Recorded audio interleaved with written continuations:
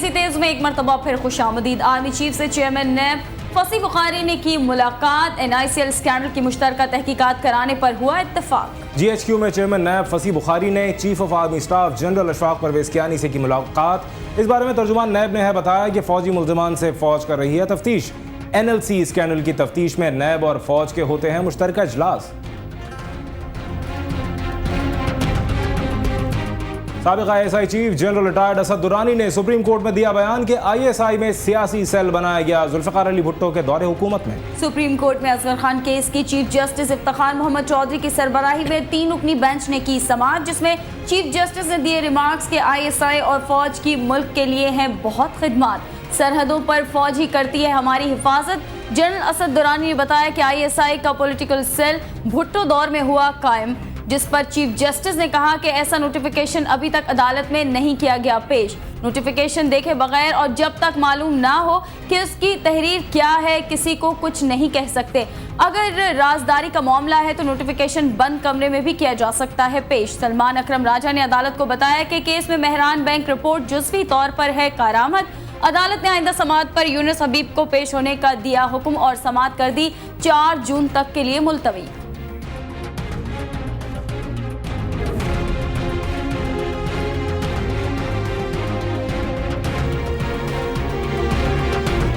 दफ्तर खारजा ने सदर आसिफ अली जरदारी की नेटो सरबराह कॉन्फ्रेंस में शिरकत के फैसले की कर दी तस्दीक। कहा गया है दफ्तर खारजा के बयान में कि सदर आसिफ अली जरदारी को शिकागो कॉन्फ्रेंस में शिरकत की नेटो सेक्रेटरी जनरल ने दी है दावत, जबकि कॉन्फ्रेंस में शिरकत का फैसला किया गया है काबीना की दिफाई कमेटी और काबीना इजलास के फैसलों के तनाजुर में, जिसमें वजीर खारजा हिना रब्बानी खर और सेक्रेटरी खारजा भी होंगे सदर आसिफ अली जरदारी के हमराह।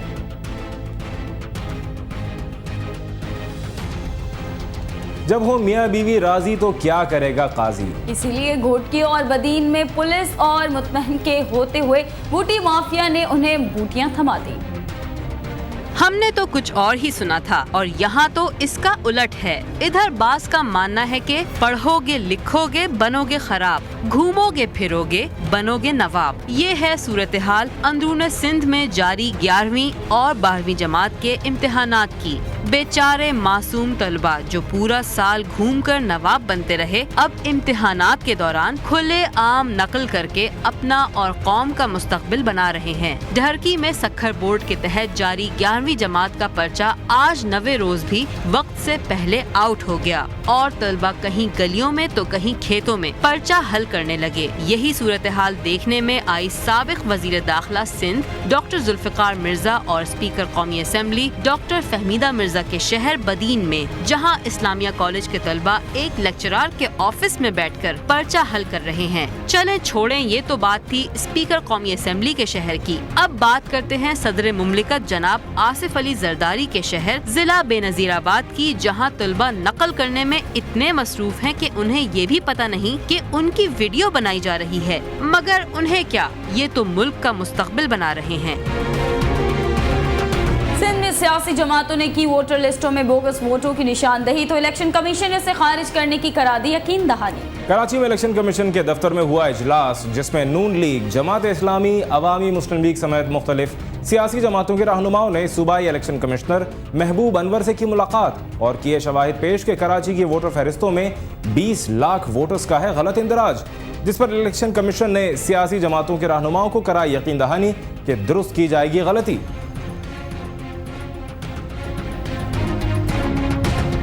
सर्विस स्ट्रक्चर और हेल्थ प्रोफेशनल अलाउंस न मिलने पर पैरामेडिकल स्टाफ का जारी है 11वें रोज भी एहतजाज। लाहौर से वसीम मलिक की रिपोर्ट। इन अफराद को मुसलसल एहतजाज करते आज 11 रोज हो गए हैं। इनके मुतालबात भी 11 रोज से वही हैं। मेडिकल स्टाफ हेल्थ डिपार्टमेंट में एक रीढ़ की हड्डी की हैसियत रखता है, लेकिन हमारे साथ मुसलसल 4 साल से ये नाइंसाफ़ी हो रही है। वज़ीर आला से ये मुतावला हमने किया था कि इनका जो है ना सब स्ट्रक्चर दिया जाए, हेल्थ प्रोफेशनल अलाउंस दिया जाए और बोर्ड ऑफ मैनेजमेंट के कॉन्ट्रैक्ट के जो लोग हैं उनको रेगुलर किया जाए। ये हमारे मुतालबात पूरे नहीं किए जाते तब तक हम ये करते रहेंगे। हमारी पे बहुत कम है, 8000 में हमारा गुजारा नहीं होता। पैरामेडिक स्टाफ एसोसिएशन के रहनुमाओं का कहना है कि 1 साल से जायद वक्त गुजर जाने के बावजूद वज़ीर आला का किया हुआ वादा वफा न हो सका। कैमरामैन आसिफ शकील के साथ वसीम मलिक, CNBC पाकिस्तान, लाहौर। मुल्क में है महंगाई, बेरोजगारी और नहीं है तवानाई। ताहम सबसे अहम मसला लगता है नेटो सप्लाई।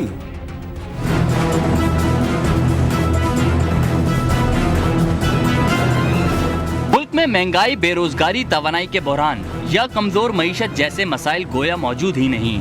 जभी तो हुकूमती ऐवानों में नेटो सप्लाई की बहाली को मुल्क का सबसे बड़ा मसला करार दे दिया गया है। ये अब अरबों रुपए का मामला बन चुका है और कई ग्रुप्स के मफादात इससे वाबस्ता हैं। ताहम हुकूमत के मुताबिक 18 करोड़ अवाम और मुल्क के वसीतर मफाद में फैसला किया जाएगा। नेटो सप्लाई के हवाले से पाक फौज किसी किस्म के मज़ाकरात की खबरों को मुस्तरद कर चुकी है, जबकि वफाकी वजीर इत्तलात व नशरियात कमर जमान कायरा का कहना है कि नेटो सप्लाई लाइन की बहाली के हसास मामले पर किसी को यकीन दहानी नहीं कराई गई। अमेरिका के साथ पार्लिमानी कमेटी की सिफारिशात की रोशनी में मज़ाकरात किए जाएंगे। जब भी बहाली का फैसला किया जाएगा, मुल्क की मफाद को सामने रखा जाएगा।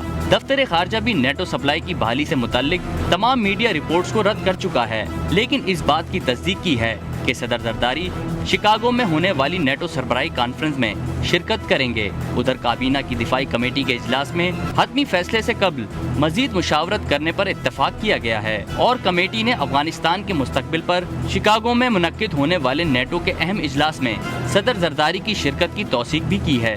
दूसरी जानिब अफगानिस्तान में एसाफ कमांडर जनरल जॉन एलन ने इंकशाफ किया है कि पाकिस्तान नेटो सप्लाई बहाल करने की तैयारी कर रहा है और वो पाकिस्तान की जानिब से नेटो सप्लाई की बहाली के फैसले को मजबूत इकदाम कह चुके हैं।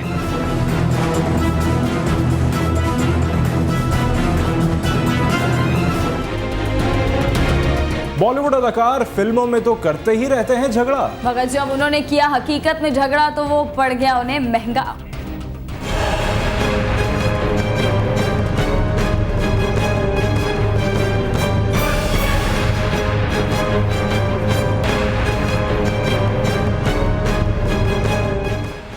शाहरुख खान के खिलाफ इस इकदाम का फैसला इंडियन प्रीमियर लीग के मैच के इख्तिताम पर सिक्योरिटी हुकाम के साथ नारवा सलूक पर पुलिस शिकायत के बाद किया गया। मुंबई क्रिकेट हुकाम के मुताबिक शाहरुख खान ने मुंबई इंडियंस और कोलकाता नाइट राइडर्स के मैच के बाद सिक्योरिटी हुकाम से न सिर्फ बदतमीजी की बल्कि उनसे उलझने की भी कोशिश की। मुंबई क्रिकेट एसोसिएशन के खजांची रवि सावंत के मुताबिक शाहरुख खान ने जब सिक्योरिटी हुकाम से बदतमीजी की कोशिश की उस वक्त वो नशे की हालत में थे। उन्होंने मजीद बताया कि मैच के बाद हुकाम स्टेडियम खाली करवा रहे थे कि शाहरुख खान ने अपने निजी सिक्योरिटी के साथ स्टेडियम में दाखिल होने की कोशिश की, जिसे स्टेडियम की सिक्योरिटी पर मामूर अमले ने रोकने की कोशिश की। इस पर शाहरुख खान मुश्तइल हो गए और अमले को न सिर्फ मुगल्लिजात बकी बल्कि जब इन्हें पुरसुकून करने की कोशिश की गई तो वो मजीद तैश में आ गए और मुंबई क्रिकेट हुकाम के साथ भारतीय क्रिकेट बोर्ड को भी गालियां देना शुरू कर दी। मुंबई क्रिकेट हुकाम का कहना है कि शाहरुख खान और इनके दीगर साथियों पर वांगडे क्रिकेट स्टेडियम के दरवाजे ताहयात बंद किए गए हैं। पुलिस के असिस्टेंट कमिश्नर के मुताबिक शाहरुख खान के खिलाफ